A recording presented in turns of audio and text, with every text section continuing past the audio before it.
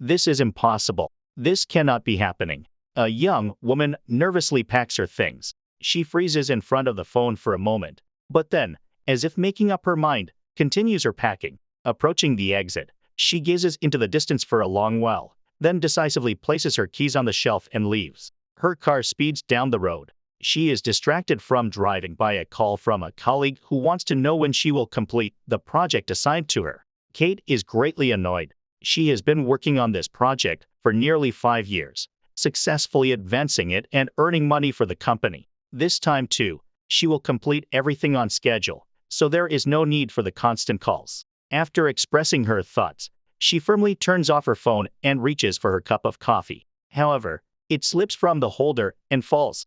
Kate leans down to pick it up, and suddenly she regains consciousness on the ground amidst an autumn forest. Her face and hands are bruised and her chest hurts terribly, but she has no memory of what happened or how she ended up here.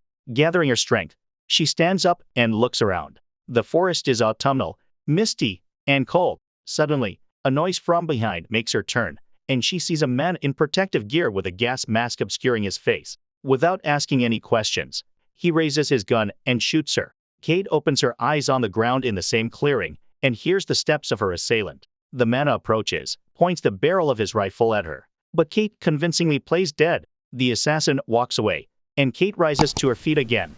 Just then, she is shot again by another similarly equipped man who assures her they knew she would come and were eagerly waiting. She falls to the ground once more. Her assassins approach her, and one bends down to check if she is alive. Then Kate snatches a pistol from his pocket and shoots him, but the other immediately grabs her throat. The woman desperately struggles and receives a blow to the face. Everything blurs before her eyes, but she hears the man cocking his rifle and aiming it at her. Kate finds the strength to sit up and look her killer in the face as the shot rings out. Suddenly, her savior appears, a man urging her to leave the place quickly because it's dangerous. She follows him, trying to ask questions, but the man hurries her, explaining that there is a refuge nearby where they can rest. He also doesn't know what this place is. He woke up here and has no idea how he got here or what happened. He found a necklace and a photo of a woman in his pocket and suggests Kate check her own pockets. She finds a photo, but as she tries to examine it, a ringing noise fills her head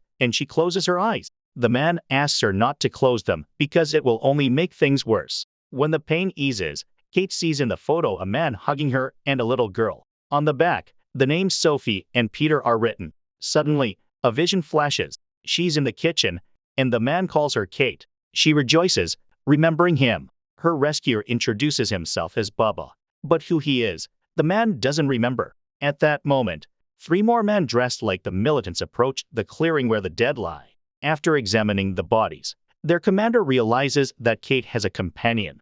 A report comes over the radio that several more fugitives have been captured. He activates a hologram of his leader, who reminds him that capturing Kate is a priority. Her memory will return soon, and she will find what she is seeking.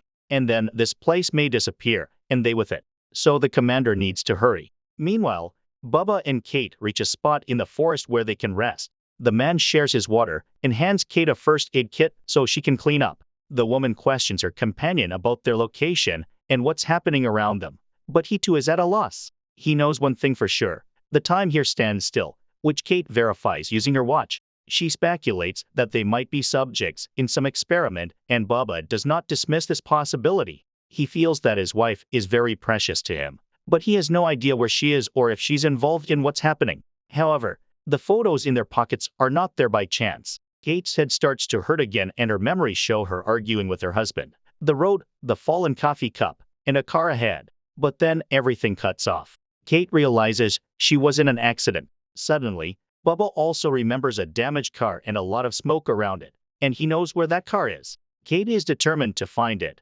but Bubba wants to look around first. He hands her a gun and points in the direction where he saw the car. Having agreed to meet back here in a couple of hours, they part ways. Kate walks through the forest and finds another equipped outpost. She searches it. In one of the drawers, she finds a flask of water and a cell phone, but all her attempts to call anyone lead nowhere. She sits down, starts examining the gadget, and suddenly realizes the photos and videos in the gallery belong to her family.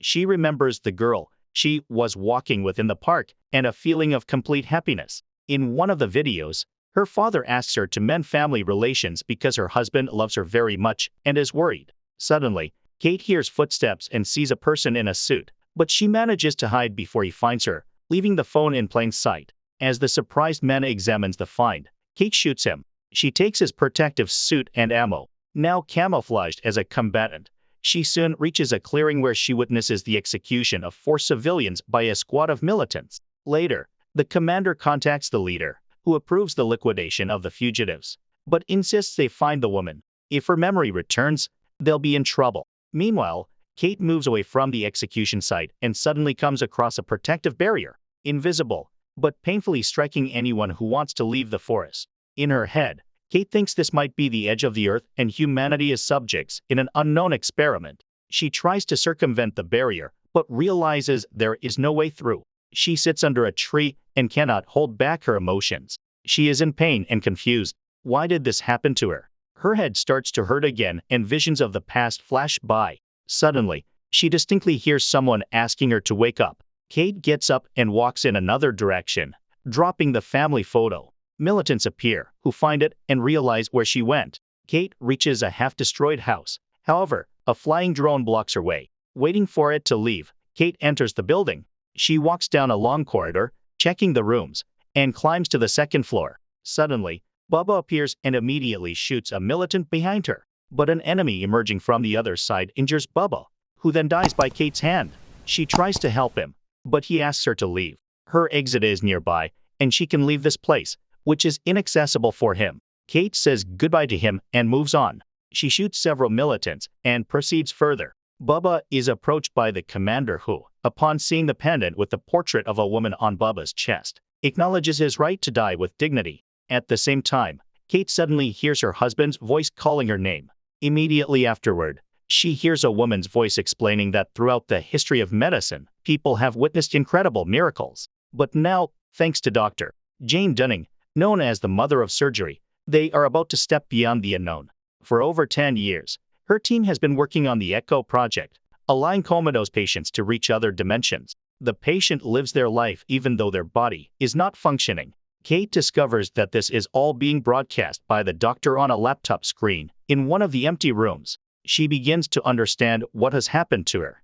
She sees her family again, her husband and daughter. Suddenly, she remembers that the argument was because she was always away at work, spending very little time with her daughter. The girl was lonely and even drew a picture for her birthday of her mother coming home.